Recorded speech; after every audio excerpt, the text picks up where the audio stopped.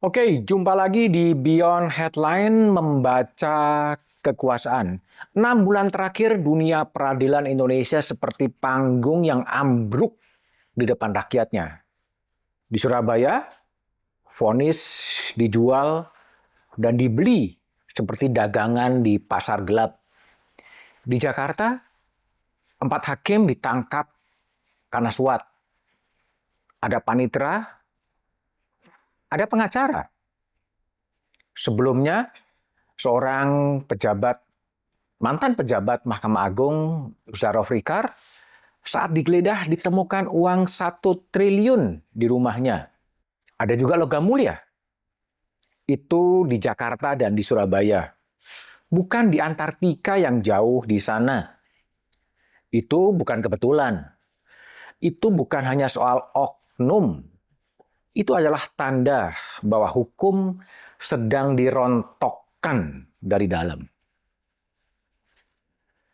Kalau mau lihat data, mari kita lihat. Dalam 2 tahun terakhir ini, lebih dari 13 pejabat peradilan ditangkap dan diperiksa.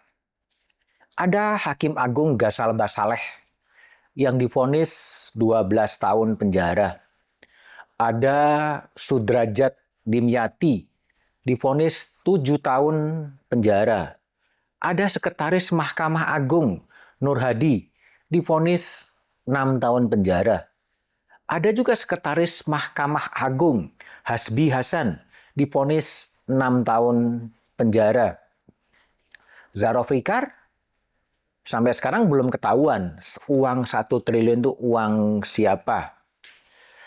4 hakim di Jakarta Selatan ditangkap bersama dengan 2 advokat, panitera, dan staf legal dari perusahaan. Dugaan jual beli vonis dalam kasus Ronald Tanur terjadi di Surabaya.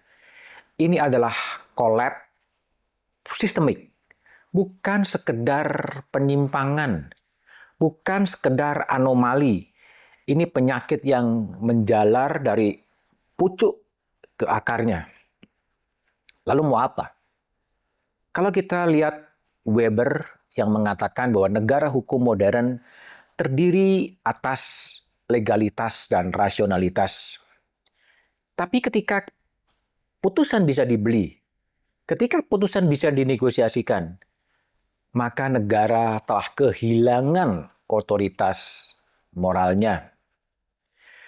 Sebuah buku, Judicial Dysfunction, yang ditulis oleh Simon Booth, menyebut bahwa sistem peradilan Indonesia dikelilingi tekanan informal, patronase, dan kompromi di kalangan internal mereka. Ini bukan lagi peradilan, ini transaksi kekuasaan berselubung jubah hukum.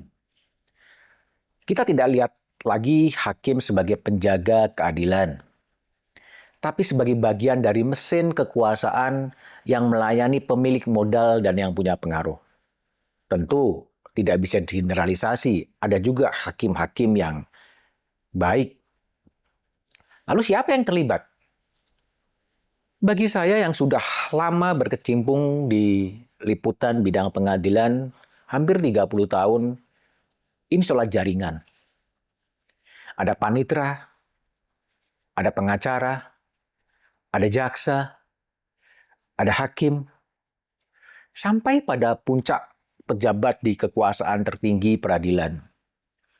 Mereka bukan lagi bekerja untuk keadilan, tapi untuk menjaga sistem dagang perkara.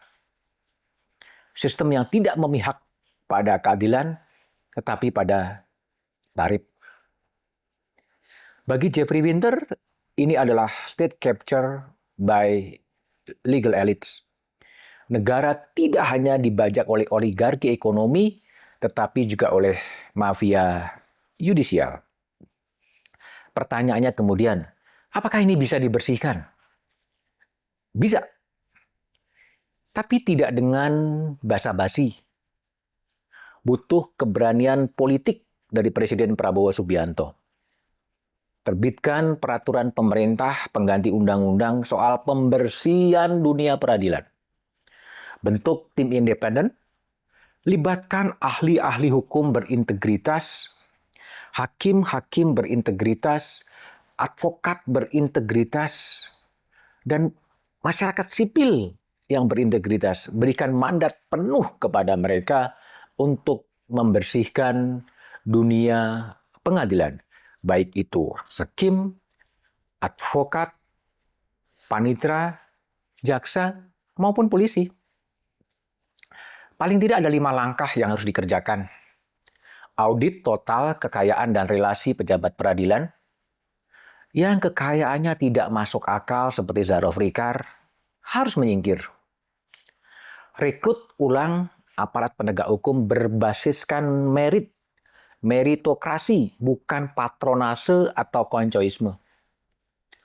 Perkuat Komisi Yudisial, beri dia taring, beri dia akses, digitalisasi sidang peradilan, putusan dan proses perkara. Dan yang penting adalah transparansikan musyawarah hakim. Karena dalam kegelapan musyawarah itu, apapun bisa terjadi. Kalau langkah-langkah ini tidak dilakukan, maka kita hanya akan merawat kebusukan dengan protokol formalitas. Ada pengalaman dari Georgia. Di awal tahun 2000-an, Georgia juga menghadapi kehancuran hukum. Hakim dan jaksa korup, polisi juga jadi pemeras.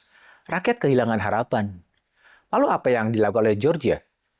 Mereka berani mengganti hampir 90% diganti. Merekrut secara ulang secara transparan, melipat gandakan gaji, menegakkan hukum secara tanpa kompromi. Hasilnya dalam 5 tahun kepercayaan publik naik 9% menjadi lebih dari 60%. Georgia memberikan pelajaran.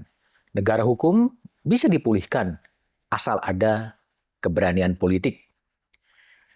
Kita kembali kepada pertanyaan awal. Apakah kita akan seperti Georgia? Ataukah kita memilih cara kita sendiri? Penegakan hukum terpimpin. Dipimpin oleh pasal mana yang boleh, mana yang tidak, siapa yang harus jadi tersangka, siapa yang harus diamankan, dan itu terbukti gagal. Atau kita harus terus berdamai dengan sistem peradilan yang menjual vonis dan mengabaikan keadilan. Keadilan yang bisa dibeli adalah awal dari negara yang tengah dihancurkan.